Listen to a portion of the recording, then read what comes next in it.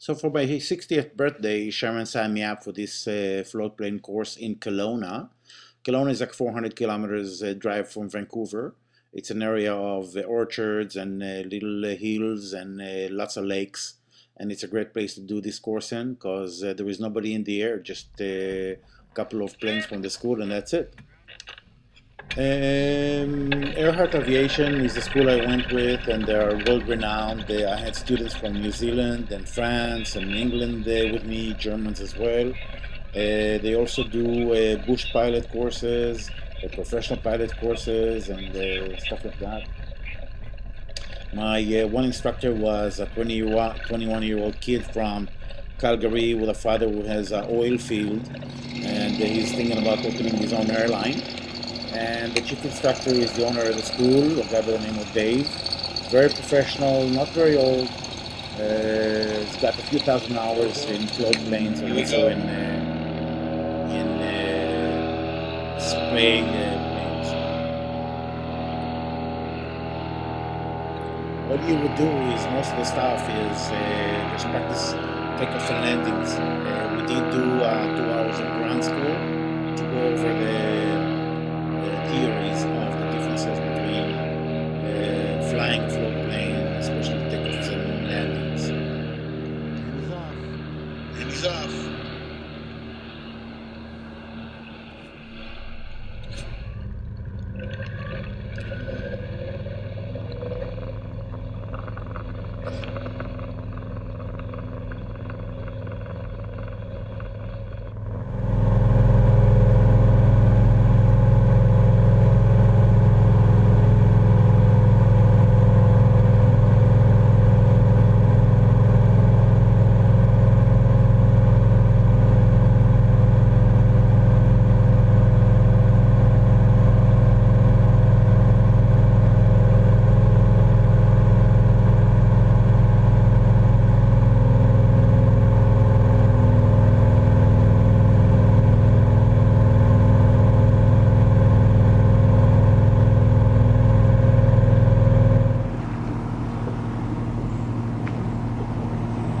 That's the one I flew earlier today, yesterday, day before yesterday, and tomorrow.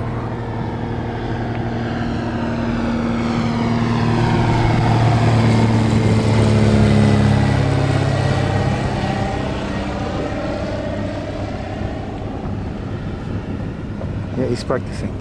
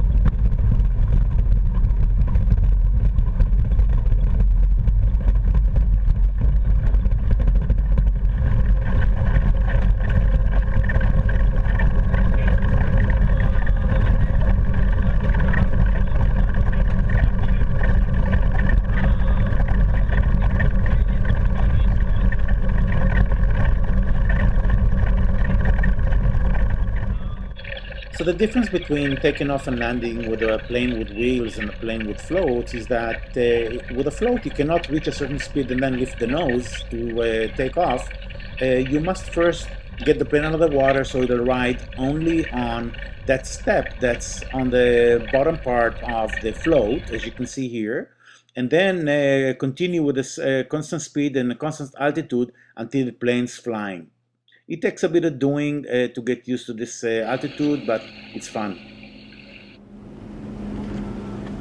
Here we are. Sorry for the herky jerky.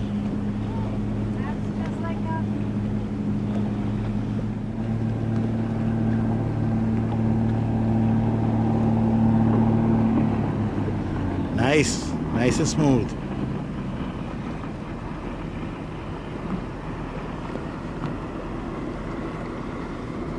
Power idle, Now they're gonna yak and debrief and see how the landing was, and then they're gonna take off again. So after 5 hours of training in takeoffs and landings, I was ready for my solo. And instead of going back to the dock, my instructor told me to just drop them at one of the beaches along the shore. You get close enough, and then you cut the engine and drop the guy. My greatest fear was not being able to find that beach, which stressed me more than the actual solo. And yeah, all you have to do is drop him off. He turned the plane around and pushed me back in, and that's it.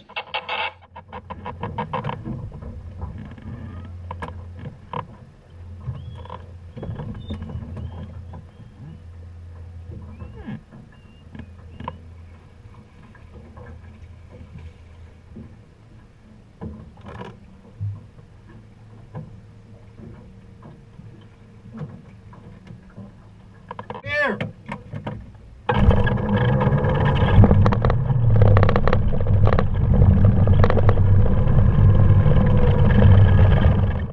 So yeah, after I finished the course, the cherry on top was taking Sharon out for a sightseeing flight, and it was great weather, great visibility. We flew over obviously Kelowna, Okanagan Lake, Kalamalka Lake, and it was lovely.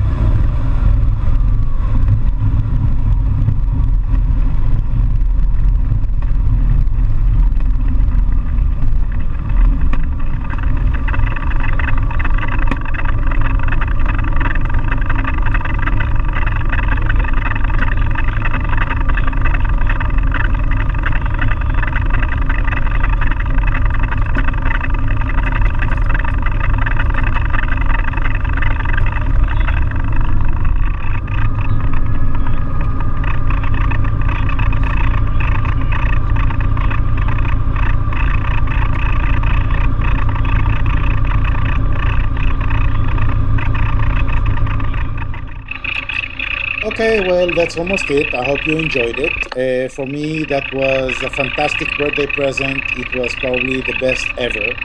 I'm very happy that I now can go rent float planes because around here there is many lakes and inlets that are only accessible with float planes, and it's going to be great. And so I can thank my dear wife enough, and hope you enjoyed it. Ta-da!